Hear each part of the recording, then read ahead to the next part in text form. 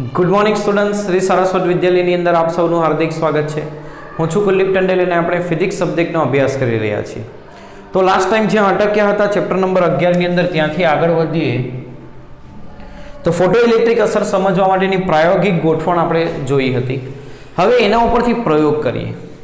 ચાલો, પ્રયોગ શું કરવાનો છે? તો અહીંનો વિદ્યુત સ્થિતિમાનનો તફાવત આપણે બદલવાનો છે. એટલે શું થશે અને અહીંથી વહેતો પ્રવાહ આપણે માપવાનો છે. તો એના માટે ધ્યાન રાખો, પહેલાં સૌપ્રથમ શું કરવામાં આવે છે? તો આ કમ્યુટેટરને એવી રીતે જોડીએ કે જેથી શું થાય તો કે આ જે છેડો છે કલેક્ટર એ ધન સાથે જોડાય. એટલે આપણે આને અહીં જોડીએ અને આને અહીં જોડીએ એટલે શું થશે? તો જુઓ, આ બેટરીનો ધન છેડો જે જોડાયો છે ક્યાં આગળ? તો અહીં આગળ. એટલે આ પ્લસ સ્થિતિમાને છે, બરાબર? સમજો. અને આ માઇનસ છેડો બેટરીનો ક્યાં આગળ જોડાયો છે? તો અહીંયા આગળ. એટલે આ માઇનસ સ્થિતિમાને છે. હવે આપણે શું કરશું? તો કે આ વિદ્યુત દબાણ બદલીએ, એટલે કે વિદ્યુત સ્થિતિમાનનો તફાવત બદલીએ અને પ્રવાહ કેવી રીતે બદલાય એનો પ્લોટ કરીએ. તો આ છે વિદ્યુત સ્થિતિમાનનો તફાવત અને આ ઉત્સર્જિત ઇલેક્ટ્રોનના કારણે વહેતો ફોટો પ્રવાહ. હવે શું થશે ધ્યાનથી સમજો. શરૂઆતમાં કોઈ વિદ્યુત સ્થિતિમાનનો તફાવત નથી અને અહીંથી આપણે I1 તીવ્રતાવાળો પ્રકાશ અને ન્યૂ આવૃત્તિવાળો પ્રકાશ અથવા તો વી કિરણ અહીંથી આના ઉપર આપાત કરીએ છીએ, બરાબર? સમજો. હવે શું થશે? તો અહીંથી અમુક ઇલેક્ટ્રોન ઉત્સર્જાશે ફોટો ઇલેક્ટ્રિક અસરના કારણે. જો તમારી આપાત ફોટોનની ઉર્જા, આપાત પ્રકાશની ઉર્જા એ એના કાર્ય વિધેય કરતાં વધુ હશે તો ધારો કે અહીંયા 20 જેટલા ઇલેક્ટ્રોન ઉત્સર્જાયા. સમજાવવા માટે લઉં છું, 20 જ ઉત્સર્જાય એવું નથી, સમજાવવા માટે. હવે અત્યારે તમે વિદ્યુત સ્થિતિમાનનો તફાવત શૂન્ય રાખો છો. આ બેટરીમાં વિદ્યુત સ્થિતિમાનનો તફાવત અહીંયા આગળ આપેલો વિદ્યુત સ્થિતિમાનનો તફાવત આ બે છેડા આગળ કેટલો રાખો છો? શૂન્ય. એટલે અહીંયા મીટરમાં તમારે શૂન્ય સેટ કરવો, તો 0. પરંતુ અહીંથી ઇલેક્ટ્રોન ઉત્સર્જાયા, એ ઇલેક્ટ્રોન પાસે ઉર્જા કેટલી હશે? 0 થી kmax ની વચ્ચે હશે. એટલે અમુકની ઉર્જા વધારે હશે, અમુકની ઓછી. તો જેની ઉર્જા વધારે છે એવા ઇલેક્ટ્રોન, આ 20 માંથી 5 ઇલેક્ટ્રોન એવા છે જેની ઉર્જા વધારે છે, તો તેઓ પોતાની ઉર્જાનો ઉપયોગ કરીને અહીં આવશે આ પ્લેટ તરફ અને અહીંથી વહન પામશે. અહીંથી વહન પામશે એટલે શું થશે? તો કે આમાં આપણને વિદ્યુત પ્રવાહ જોવા મળશે. એટલે કે જ્યારે વિદ્યુત સ્થિતિમાનનો તફાવત શૂન્ય છે ત્યારે પણ આપણને કંઈક પ્રવાહ જોવા મળે છે. એટલે આ બિંદુ મળશે. વિદ્યુત સ્થિતિમાનનો તફાવત શૂન્ય છે અને કંઈક પ્રવાહ છે, એટલે V0 છે અને પ્રવાહ કંઈક મળે છે ત્યારે આપણને આ બિંદુ મળશે. હવે આપણે અહીં આગળ વિદ્યુત સ્થિતિમાનનો તફાવત વધારીએ, એટલે કે અહીંયા પ્લસ વોલ્ટેજ વધારીએ એવું સમજો. તો શું થશે? શરૂઆતમાં અહીં 5 ઇલેક્ટ્રોન એવા હતા 20 માંથી જેની ઉર્જા વધારે હતી, જે અહીંયા સુધી આવતા હતા અને આમાંથી વહન પામતા હતા, એટલે ફોટો પ્રવાહ મળતો હતો. હવે આપણે પ્લસ વિદ્યુત સ્થિતિમાનનો તફાવત વધારે એટલે પ્લસથી માઇનસ જે વિદ્યુત ક્ષેત્ર છે એ વધશે. વિદ્યુત ક્ષેત્રના કારણે ઇલેક્ટ્રોન પર બળ લાગે કઈ દિશામાં? ઋણ વિદ્યુત ભાર પર વિદ્યુત ક્ષેત્રની વિરુદ્ધ દિશામાં બળ લાગે, એટલે આ તરફ બળ લાગશે. વિદ્યુત ક્ષેત્રને કારણે લાગતું બળ વધશે, એટલે જેની ઉર્જા ઓછી છે એવા ઇલેક્ટ્રોન પણ હવે અહીં આકર્ષાશે ને આ તરફ આવશે. તો એનો મતલબ અહીંથી વહેતા ઇલેક્ટ્રોનની સંખ્યા વધશે. 5 માંથી 6 થશે, 6 માંથી 7, તેમ તેમ ફોટો પ્રવાહ વધશે. એટલે જેમ જેમ પ્લસ વિદ્યુત સ્થિતિમાન વધારશું તેમ તેમ આ વિદ્યુત ક્ષેત્ર વધશે. વિદ્યુત ક્ષેત્ર વધશે એટલે અહીં આવતા ઇલેક્ટ્રોનની સંખ્યા વધશે. એટલે ધીમે ધીમે ઇલેક્ટ્રોનની સંખ્યા વધશે એટલે ફોટો પ્રવાહ વધશે. શું વધશે? ફોટો પ્રવાહ વધશે.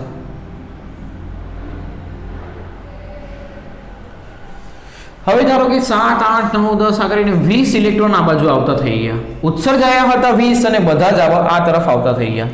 હવે તમે વિદ્યુત સ્થિતિમાનનો તફાવત વધારશો એટલે વિદ્યુત ક્ષેત્રનું મૂલ્ય વધશે. તો આ 20 થી વધારે ઇલેક્ટ્રોન તો આ તરફ આવવાના નથી, કારણ કે ઉત્સર્જાયેલા ઇલેક્ટ્રોનની સંખ્યા જ 20 છે, એટલે એટલા જ ઇલેક્ટ્રોન આમાંથી મહત્તમ વહન પામશે. એટલે હવે પ્રવાહમાં વધારો થશે નહીં, પ્રવાહનો વધારો અટકી જશે. પ્રવાહ આટલો જ રહેશે. ભલે તમે વિદ્યુત સ્થિતિમાનનો તફાવત વધારો તો પણ પ્રવાહ આટલો જ વહેશે. આ પ્રવાહને કહેવાય સંતૃપ્ત પ્રવાહ. આ I1 તીવ્રતા અને ન્યૂ આવૃત્તિ માટેનો આપણો ગ્રાફ છે. એને શું કહેવાય? સંતૃપ્ત પ્રવાહ. આનાથી વધારે પ્રવાહ આની અંદરથી મળશે નહીં. ચાલો, તો પ્લસ વિદ્યુત સ્થિતિમાનના તફાવત માટે આપણે આ ગ્રાફ પ્લોટ કર્યો. હવે ફરીથી શરૂઆતમાં આવી જાઓ કે 20 માંથી 5 ઇલેક્ટ્રોન આ તરફ જતા હશે. અત્યારે વેલોસિટી માન 0 છે. હવે ધારો કે આ રીતે કનેક્શન કરીએ કે આને અહીં જોઈન કરીએ અને આને અહીં, એટલે શું થશે તો કે આ જે છેડો છે એ અહીં જોડાશે. એટલે ક્યાં જોડાશે? ઋણમાં જોડાશે. એટલે આ ઋણ થઈ ગયું અને આ ધન થઈ ગયું. હવે શું થશે? વિદ્યુત ક્ષેત્રની દિશા બદલાઈ ગઈ, આ દિશામાં થઈ ગઈ.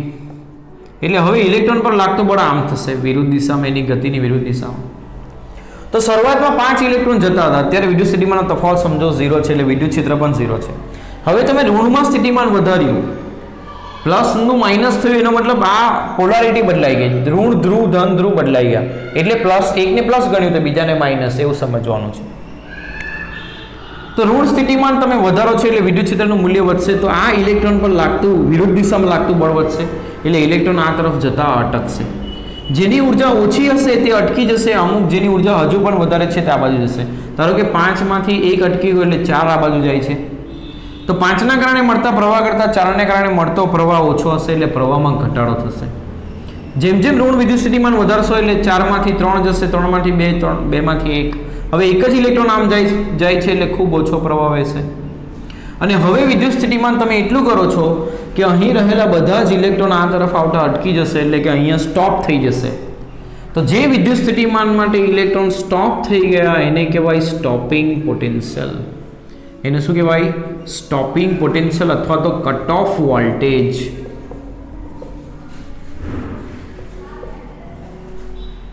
તો એ સ્ટોપિંગ પોટેન્શિયલ કેવી રીતે શોધવું? તો V જેટલા વિદ્યુત સ્થિતિમાનના કારણે ઇલેક્ટ્રોનને મળતી ઉર્જા eV0 કહેવાય. એ કેટલી હશે? તો તેની મહત્તમ ગતિ ઉર્જા જેટલી હશે ત્યારે ઇલેક્ટ્રોન અટકી ગયો હશે, કારણ કે બંને પરસ્પર વિરુદ્ધ દિશામાં છે. તો V વિદ્યુત સ્થિતિમાનના કારણે મળતી ઉર્જા એની મહત્તમ ગતિ ઉર્જા જેટલી ઋણમાં હશે તો એની કુલ ઉર્જા 0 થશે, એટલે અટકી જશે. બરાબર? એટલે સ્ટોપિંગ પોટેન્શિયલ તમે આ સૂત્રથી ગણતરી કરી શકો. હવે આખો આ પ્રયોગ ફરીથી આવી જ રીતે કરવાનો છે શરૂઆતથી, પરંતુ તીવ્રતા હવે વધારીએ. આ જે ગ્રાફ છે એ આપણે I1 તીવ્રતા માટે ડ્રો કર્યો. હવે તીવ્રતા વધારીને I2 કરીએ. તીવ્રતા વધારીને શું કરીએ? I2. ધ્યાન આપજો. તીવ્રતા વધારી એટલે ઉત્સર્જિત ફોટો ઇલેક્ટ્રોનની સંખ્યા વધી, એટલે 20ની જગ્યા પર 25 ઉત્સર્જિત થાય. તો શું થશે? આ બાજુ 20 માંથી 5 જતા હતા તો 25 માંથી હવે 6 જઈ શકે, જેની ઉર્જા વધારે હોય એવા ઇલેક્ટ્રોન. એટલે જ્યારે વોલ્ટેજ 0 છે ત્યારે મળતો પ્રવાહ અહીં આપણે દર્શાવીએ છીએ જે આના કરતાં વધુ મળશે. આના કરતાં કેવો મળશે? વધુ. પછી અહીંયા આગળ પ્લસ સ્થિતિમાન લગાવીએ એટલે અહીં આવતા ઇલેક્ટ્રોનની સંખ્યા વધશે, એટલે ફોટો પ્રવાહ વધશે. બધા જ ઇલેક્ટ્રોન આ તરફ આવી જશે, એટલે હવે પ્રવાહમાં વધારો અટકી જશે. તો આ જે પ્રવાહ છે એને સંતૃપ્ત પ્રવાહ કહેવાય, I02. અને આ ગ્રાફ આપણે કોના માટે કરીએ છીએ? તો I2 તીવ્રતા માટે. હવે ઋણ વિદ્યુત સ્થિતિમાનની વાત કરીએ. અહીંયા ઋણ વિદ્યુત સ્થિતિમાન, અહીંયા ધન, તો એ ઇલેક્ટ્રોનને જતા અટકાવશે. બરાબર? હવે આપણે તીવ્રતા વધારી છે, તો તીવ્રતા વધવાના કારણે ઉત્સર્જિત ઇલેક્ટ્રોનની સંખ્યા વધી, પરંતુ Kmax તો એટલું જ રહ્યું અચળ, એ બદલાશે નહીં. જો Kmax નહીં બદલાશે તો સ્ટોપિંગ પોટેન્શિયલ નહીં બદલાશે. એટલે પહેલા જેટલા ઋણ વિદ્યુત સ્થિતિમાન માટે બધા ઇલેક્ટ્રોન સ્ટોપ થતા હતા, અટકી જતા હતા, એટલા જ સ્થિતિમાન માટે હવે પણ અટકશે. એટલે સ્ટોપિંગ પોટેન્શિયલ એટલો જ રહેશે. હવે જો હજુ તીવ્રતા વધારીએ તો હજુ ઉત્સર્જિત ઇલેક્ટ્રોનની સંખ્યા વધે, એટલે હજુ ફોટો પ્રવાહ વધે, એટલે સંતૃપ્ત પ્રવાહનું મૂલ્ય પણ વધે. એટલે હજુ તીવ્રતા વધારો તો હજુ સંતૃપ્ત પ્રવાહ વધુ મળશે. આ I3 તીવ્રતા માટેનો ગ્રાફ. પરંતુ સ્ટોપિંગ પોટેન્શિયલ એટલું જ રહેશે. એટલે યાદ રાખો, તમે તીવ્રતા બદલો ત્યારે ફોટો પ્રવાહ બદલાશે, પરંતુ સ્ટોપિંગ પોટેન્શિયલ એટલું જ રહેશે. એ આ ગ્રાફ ઉપરથી સમજવાનું હતું. ખૂબ અગત્યનું આ ચેપ્ટર માટે. ખ્યાલ આવે છે?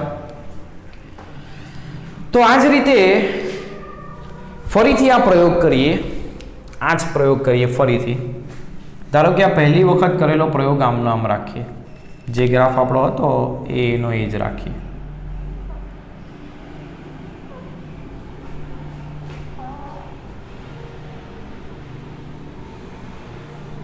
આ પ્રમાણેનો ગ્રાફ આપણને મળતો હતો.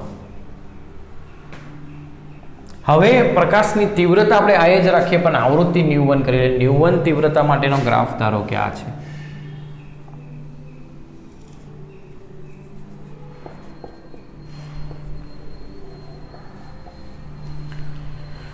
એટલે પહેલી વખત જે પ્રયોગ કર્યો હોય તેનો તે જ રહેશે. ધારો કે પહેલી વખત જ્યારે આપણે પ્રયોગ કર્યો તો ત્યારે 20 ઇલેક્ટ્રોન ઉત્સર્જાયેલા હતા અને એમાંથી 5 જતા હતા અને આ પ્રકારનો ગ્રાફ મળતો હતો. હવે પ્રયોગ બીજી વખત કરીએ ત્યારે આવૃત્તિ બદલીએ, તીવ્રતા એટલી જ રાખીએ. તીવ્રતા એટલી જ રાખશો એટલે 20 ના 20 જ ઉત્સર્જાશે અને એમાંથી જેની ઉર્જા વધારે છે એ 5 જ આ બાજુ જશે. બરાબર. હવે એનો મતલબ શરૂઆતનો પ્રવાહ એટલો જ મળશે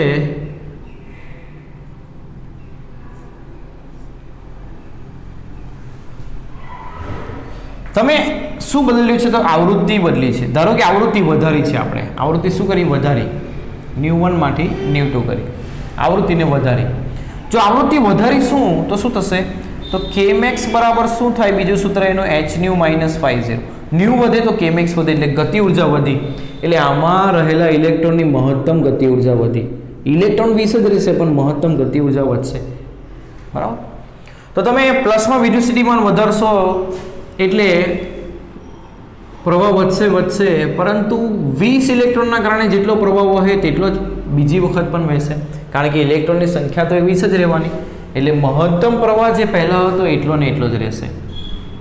હવે ઋણમાં તમે સ્થિતિમાન વધારશો એટલે શું થશે તો ધીમે ધીમે ઇલેક્ટ્રોન અટકતા જશે. હવે એને સ્ટોપ કરવા માટે આપવું પડતું પોટેન્શિયલ એ પહેલા કરતાં વધારે હશે, કારણ કે તમે આવૃત્તિ વધારી તો kmax વધ્યું, kmax વધે તો V0 વધે, એટલે સ્ટોપિંગ પોટેન્શિયલ હવે વધારે મળશે. તો ત્રીજી આવૃત્તિ માટે કરીએ, ત્રીજી આવૃત્તિ હજુ વધારે તો એના માટે હજુ સ્ટોપિંગ પોટેન્શિયલ વધુ મળે પરંતુ સંતૃપ્ત પ્રવાહ એટલો જ મળે. તો આ પ્લોટિંગ તમને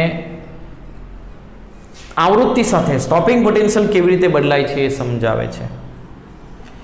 તો ફરીથી સમજાવું, તમે આવૃત્તિ બદલશો એટલે કે ν બદલશો એટલે kmax બદલાશે એટલે V0 બદલાશે, પરંતુ ફોટો પ્રવાહ એટલો જ રહેશે કારણ કે ઉત્સર્જિત ઇલેક્ટ્રોનની સંખ્યા એટલી જ રહે, એટલે આને અચળ રાખવાનો.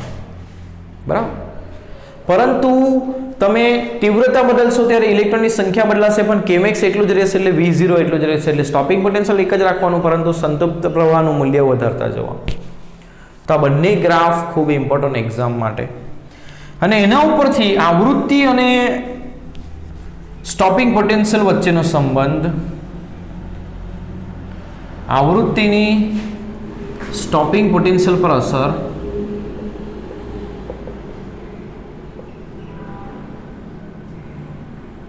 એ સમજીએ તો એ આ પ્રમાણે આવશે. આ પ્રમાણેનો ગ્રાફ મળશે. આ આવૃત્તિ ν અને આ સ્ટોપિંગ પોટેન્શિયલ V0, એટલે રેખીય ગ્રાફ મળશે. હવે આ ગ્રાફ કેવો આવે એ સમજવા માટે આ વસ્તુનો ઉપયોગ કરીએ. kmax બરાબર hν - 50. kmax નું બીજું સૂત્ર eV0 બરાબર hν - 50. તો V0 બરાબર h ભાગ્યા e ν માઇનસ 50 બાય e. આ સમીકરણ કોના જેવું છે તો આ સમીકરણ y is equal to mx plus c જેવું છે, જે કોનું છે સીધી રેખાનું. એટલે y અક્ષ પર સ્ટોપિંગ પોટેન્શિયલ, x અક્ષ પર આવૃત્તિ. તો આ જે છે x સાથે એ એનો ઢાળ થશે, એટલે આ આલેખનો ઢાળ તમને મળશે h બાય. તો આ આલેખનો ઢાળ તમને મળશે કેટલો h બાય e.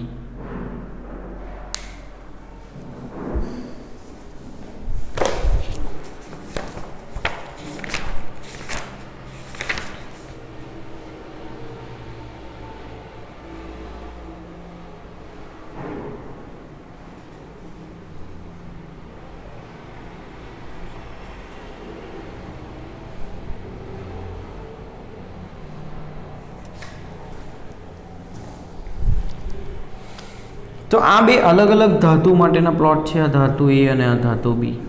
પણ એનો આલેખ કેવો આવે છે તો સીધી રેખા યાદ રાખીશું આપણે. એનો ધાર કેટલો હોય છે તો h બાય. આવૃત્તિ વિરુદ્ધ સ્ટોપિંગ પોટેન્શિયલનો આલેખ.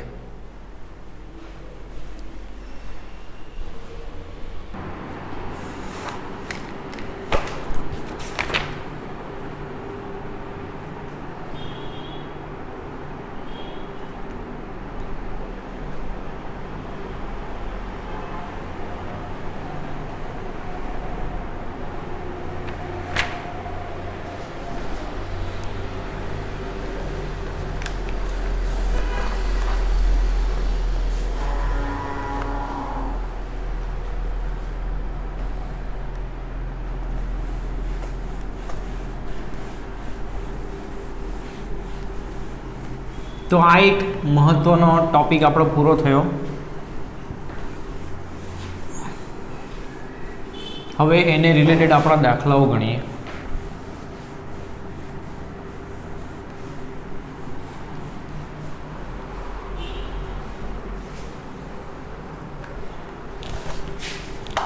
ઉદાહરણનો દાખલો નંબર 11.1. ઉદાહરણનો દાખલો નંબર 11.1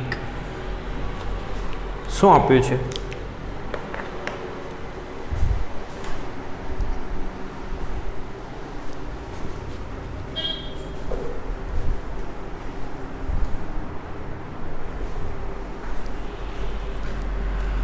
લેઝર વડે 6 × 10⁻14 હર્ટ્ઝ આવૃત્તિનો એકરંગી પ્રકાશ ઉત્પન્ન થાય છે. ઉત્પન્ન થતા પ્રકાશની આવૃત્તિ આપી છે 6 × 10⁻14 હર્ટ્ઝ. ઉત્સર્જાયેલ પાવર P કેટલો હશે? 2 × 10⁻³ વોટ. તો એ પ્રકાશ કિરણાવલીમાં રહેલા ફોટોનની ઉર્જા કેટલી હશે? ફોટોનની ઉર્જાનું સૂત્ર અત્યારે જ આપણે લખ્યું hν, જ્યાં h છે પ્લાન્કનો અચળાંક, જેનું કિંમત આવે 6.626 × 10⁻34 અને આવૃત્તિ છે 6 × 10⁻14. તો આનો જવાબ થશે 6.626 × 6 39.75 × 10⁻20. તો એની ઉર્જા થશે 3.97 × 10⁻19 જૂલ. નેક્સ્ટ, ઉર્જા સ્ત્રોત દ્વારા સરેરાશ રીતે 1 સેકન્ડ દીઠ કેટલા ફોટોન ઉત્સર્જાતા હશે? તો પાવર આપણને આપ્યો છે, તો પાવર બરાબર શું લખાય? ઉર્જા ભાગ્યા સમય. હવે એક ફોટોનની ઉર્જા E, તો n ફોટોનની કેટલી? Ne. પ્રત્યેક સેકન્ડ દીઠ એટલે n બરાબર 1 સેકન્ડ મૂકીએ તો પાવર બરાબર ne થશે.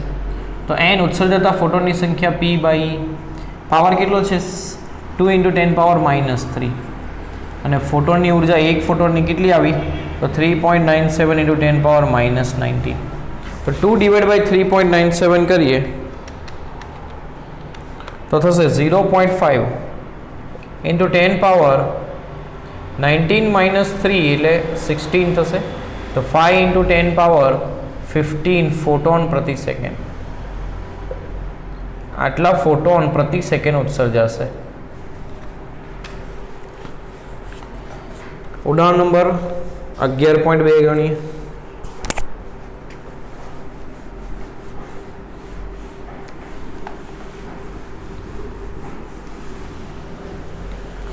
સીઝિયમનું કાર્યવિધેય આપ્યું છે. કાર્યવિધેય φ0 જે કેટલું આપ્યું છે? તો 2.14 ઇલેક્ટ્રોન વોલ્ટ. એને જૂલમાં કન્વર્ટ કરવું પડશે તો 1.6 × 10⁻19 જૂલ. સીઝિયમની થ્રેશોલ્ડ આવૃત્તિનું સૂત્ર આપણે જોઈ ગયા φ0/h. તો φ0 2.14 × 1.6 × 10⁻19 ડિવાઇડ બાય 6.626 × 10⁻34. તો 2.14 × 1.6 ડિવાઇડ બાય 6.626 તો 0.516 into 10⁻34 - 19 15. તો 0 કેટલા થશે? 5.16 × 10⁻14 હર્ટ્ઝ. આ એની થ્રેશોલ્ડ આવૃત્તિ થઈ. નેક્સ્ટ, 0.06 વોલ્ટના સ્ટોપિંગ પોટેન્શિયલ દ્વારા સ્ટોપિંગ પોટેન્શિયલ V0 આપ્યું છે 0.6 વોલ્ટ. ફોટો પ્રવાહ શૂન્ય થતો હોય તો આપાત પ્રકાશની તરંગ લંબાઈ કેટલી હશે? તો સ્ટોપિંગ પોટેન્શિયલ તમને આપ્યું છે V0. સ્ટોપિંગ પોટેન્શિયલ ઉપરથી શું મળી શકે? તો Kmax મળી શકે. Kmax બરાબર શું થાય? eV0. અને Kmax નું બીજું સૂત્ર આવશે hν - φ0. ન્યુ બરાબર c/λ લખાય. આ બંને સમીકરણને સરખાવીએ તો eV0 બરાબર hν/λ - φ0. તો eV0 + φ0 થશે hc/λ. તો તો E એટલે 1.6 × 10⁻−19, V0 એટલે 0.6 પ્લસ 50 એટલે 2.14 × 1.6 × 10⁻−19 ઇઝ ઇક્વલ ટુ થશે hc/λ. તો આમાંથી 1.6 × 10⁻−19 કોમન કાઢીએ તો એ થશે 0.6 પ્લસ 2.0 2.14 તો 2.74 થશે ઇઝ ઇક્વલ ટુ hc/λ. તો લેમ્બડા બરાબર h ની કિંમત મૂકીએ 6.626 × 10⁻−34 C3 × 10⁸ ડિવાઇડ બાય 1.6 2.74 × 10⁻−19.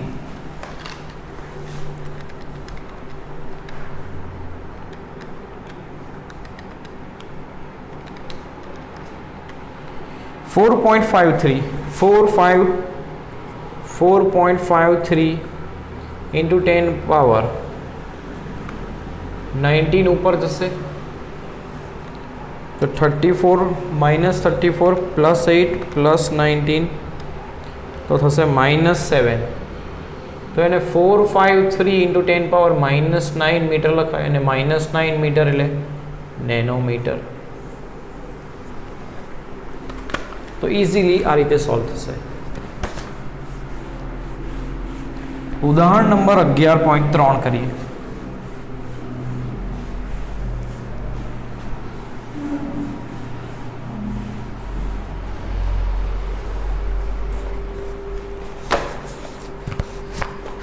દ્રશ્ય પ્રકાશ વિસ્તારમાં જાંબલી રંગની તરંગલંબાઈ 390 નેનોમીટર છે. જાંબલી રંગની તરંગલંબાઈ તો જાંબલી એટલે વાયોલેટ 390 નેનોમીટર. પીળા લીલા એટલે યલો ગ્રીન માટે 550 નેનોમીટર અને લાલ માટે રેડ માટે 760 નેનોમીટર છે. તો પહેલું એ દૃશ્ય પ્રકાશ વિભાગમાં જાંબલી છેડે પીળા લીલા રંગની સરેરાશ તરંગલંબાઈ આગળ અને લાલ છેડે ફોટોનની ઉર્જા ઇલેક્ટ્રોન વોલ્ટમાં. ફોટોનની ઉર્જા જાંબલી રંગ માટે શોધીએ તો hc/λ થશે 6.626 × 10⁻−34 3 × 10⁸ ડિવાઇડ બાય લેમ્બડા થશે 390 એટલે 3.9 × 10⁻−7. 10⁻−9 આવે પરંતુ 2 પોઈન્ટ અહીંથી પણ કાપ્યા એટલે -7 લખ્યું. આ જૂલમાં આવશે એને ઇલેક્ટ્રોન વોલ્ટમાં કરવું પડશે તો 1.6 × 10⁻−19 વડે ભાગવું પડશે. તો 6.626 × 3 ડિવાઇડ બાય 3.9 ડિવાઇડ બાય 1.6 તો જવાબ થશે 3.18 × 10 પાવર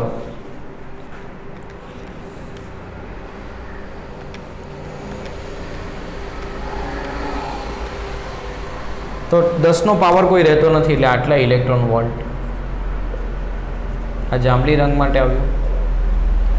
એ જ રીતે ઉર્જા તારવીએ યલો ગ્રીન માટે તો hc/λ yg 6.626 × 10⁻−34 3 × 10⁸ અને આને લખીએ 5.5 × 10⁻−7 અને એને ઇલેક્ટ્રોન વોલ્ટમાં કરવા માટે આના વડે ભાગી દઈએ તો જવાબ થશે 6.626 × 3 ડિવાઇડ બાય 5.5 ડિવાઇડ બાય 1.6 તો થશે 2.25 અને 10ની ઘાત તો રહેશે નહીં આટલા ઇલેક્ટ્રોન વોલ્ટ. રેડ માટે તારવીએ તો 6.626 × 10⁻−34 hc/λ r લખવું પડશે તો 6.626 × 10⁻−34 3 × 10⁸ અને લેમ્બડા 7.6 × 10⁻−7 અને આ 1.6 × 10⁻−19 વડે ભાગીશું તો ઇલેક્ટ્રોન વોલ્ટમાં જવાબ આવશે. તો 6.626 × 3 ડિવાઇડ બાય 7.6 ડિવાઇડ બાય 1.6 તો જવાબ થશે 1.63 ઇલેક્ટ્રોન વોલ્ટ. આ લાલ કલર માટે આવ્યું. આગળ બી કોષ્ટકમાં 11.1માં દર્શાવેલ પ્રકાશ સંવેદી દ્રવ્યો માટે કાર્યવિધેય એમાં મેળવેલ 1 2 3ના પરિણામો પરથી તમે એવી પ્રકાશ સંવેદી રચના બનાવી શકો કે જે દ્રશ્ય પ્રકાશ સાથે કાર્ય કરે. તો જુઓ જેના માટેની ઉર્જા એ કાર્યવિધેય કરતાં વધુ હશે તે એમાંથી ફોટો ઇલેક્ટ્રિકનું ઉત્સર્જન કરશે. તો કોષ્ટક જે આપ્યો છે આપણને 11.1 એની અંદર જેના માટે કાર્યવિધેય આનાથી પણ વધુ હશે તે ધાતુની સપાટીમાંથી આ જાંબલી રંગ એ ફોટો ઇલેક્ટ્રિક પ્રવાહનું ઉત્સર્જન કરી શકે નહીં, ફોટો ઇલેક્ટ્રોનનું ઉત્સર્જન કરી શકે નહીં. તો આ ઉર્જા કોના માટે કાર્યવિધેય આનાથી પણ વધુ છે એ જોવાનું. બરાબર. તો તમે જોઈ શકો આ 3.18 છે. તો સીઝિયમ, પોટેશિયમ અને સોડિયમ માટે તો જાંબલી રંગ માટે 3 જવાબ આવશે: સીઝિયમ, પોટેશિયમ અને સોડિયમ. આ 3 માટે કાર્યવિધેય એ આના કરતાં ઓછું છે, એટલે આ ઉર્જા એમાંથી ફોટો ઇલેક્ટ્રિકનું ઉત્સર્જન કરશે. બાકીના માટે આનાથી પણ વધુ જરૂરી ઉર્જા છે જે આ આપી શકે નહીં, એટલે એના માટે ફોટો ઇલેક્ટ્રિક ઉત્સર્જન થશે નહીં. જ્યારે પીળા લીલા રંગની વાત કરીએ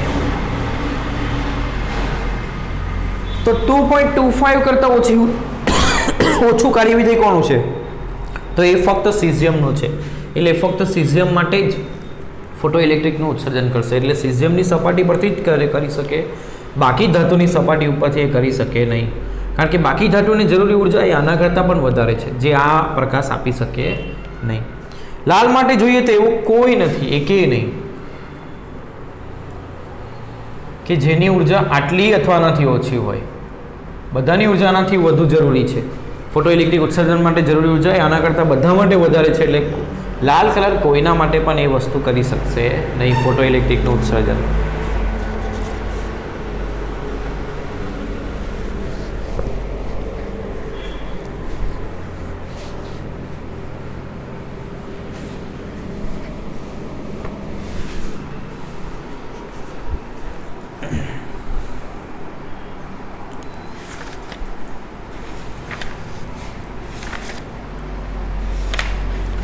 હવે આપણે સ્વાધ્યાયના દાખલાઓ ગણીએ.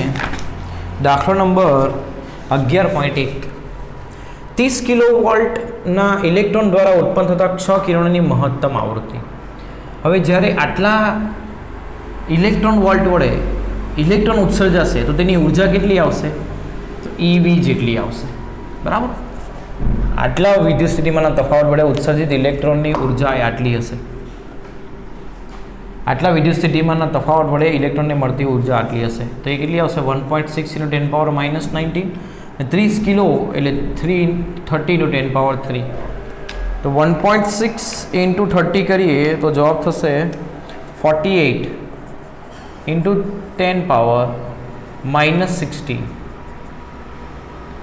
તો ઉર્જા થશે 4.8 × 10⁻−15 જૂલ. હવે આ ઇલેક્ટ્રોન વડે ક્ષ કિરણો ઉત્સર્જાય છે, એક્સ-રે. એટલે ઉત્સર્જાયેલા વિકિરણની ઉર્જા પણ આ ઇલેક્ટ્રોન જેટલી હશે, એટલે એને hν વડે લખશું. તો આ ન્યુ આપણને મહત્તમ આવૃત્તિ પૂછી છે, કેટલી આવશે? E/h. કારણ કે જો પૂરેપૂરી ઉર્જા વડે ક્ષ કિરણને મળશે તો એની આવૃત્તિ પણ મહત્તમ મળશે. એટલે મહત્તમ આવૃત્તિ આટલી હશે. તો મહત્તમ આવૃત્તિ E ઉર્જા 4.8 × 10⁻15 અને H 6.626 × 10⁻−34. તો 4.8 / 6.626 કરીએ તો જવાબ થશે 0.72 × 10⁻34 - 15 તો 19. એટલે 7.2 × 10⁻18 હર્ટ્ઝ આટલી મહત્તમ આવૃત્તિ થશે. બી શું પૂછ્યું છે? લઘુત્તમ તરંગ લંબાઈ. હવે સી = ન્યૂ લેમ્ડા થાય તો લેમ્ડા બરાબર c/ન્યૂ થશે. તો જો ન્યૂ તમે મહત્તમ મૂકો તો તરંગ લંબાઈ ન્યૂનતમ આવશે. તો લેમ્ડા મિનિમમ કેટલું થશે? 3 × 10⁸ / 7.2 × 10⁻18. તો 3 / 7.2 તો થશે 0.41 × 10⁻−10. તો 4.1 × 10⁻−11 મીટર આ એની ન્યૂનતમ તરંગ લંબાઈ થશે.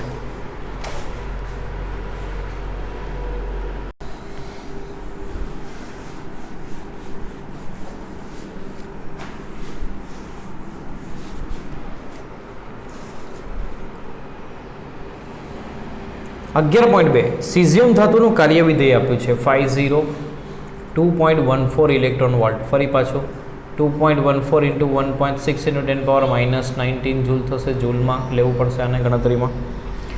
જ્યારે આટલી આવૃત્તિનો પ્રકાશ 6 ઇન્ટુ 10 પાવર 14 હર્ટ્ઝ ધાતુની સપાટી પર આપાત થાય છે ત્યારે ફોટોઇલેક્ટ્રિક ઉત્સર્જન થાય છે. પહેલું, ઉત્સર્જિત ઇલેક્ટ્રોનની મહત્તમ ગતિ ઉર્જા. મહત્તમ ગતિ ઉર્જાનું સૂત્ર શું આવશે? hν - 50.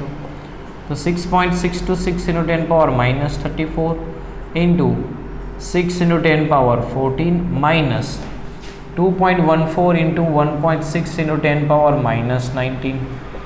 તો આ કેટલા થશે? 6.626 ઇન્ટુ 6 તો 39.75 અને 10⁻20 ઘાત, તો એને 19 ઘાત લખવું હોય તો 3.97 ઇન્ટુ 10 પાવર -19 અને 2.14 ઇન્ટુ 1.6 કરીએ તો એ જવાબ થશે 3.42 ઇન્ટુ 10 પાવર -19. તો 3.97 માઇનસ 3.42 કરીએ તો જવાબ થશે 0.54 ઇન્ટુ 10 પાવર -19 એટલે 5.4 ઇન્ટુ 10 પાવર -20 જૂલ.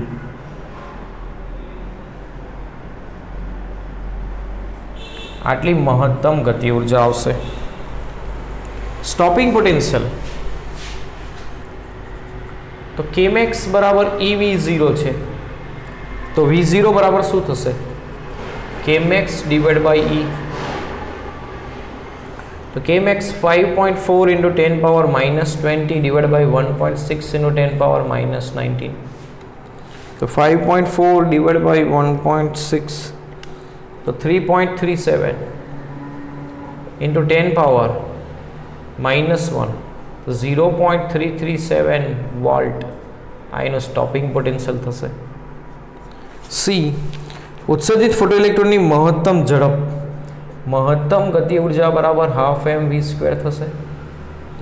ગતિ ઉર્જા મહત્તમ તો ઝડપ પણ મહત્તમ, તો vmax² બરાબર 2kmax/m થશે. તો કિંમત મૂકીએ 2kmax² કરવાનું છે. Sorry 2kmax 5.4 into 10 power -20 divide by 9.11 into 10 power -31. તો 5.4 into 2 divide by 9.11 1.18 into 10 power 20 plus 31 તો થશે 11. તો એને 11.8 લખશું તો 10⁻10 ઘાત લખાશે. તો 11.8નું વર્ગમૂળ કાઢીશું તો થશે 3.43 ઇન્ટુ 10 પાવર 5 મીટર પર સેકન્ડ.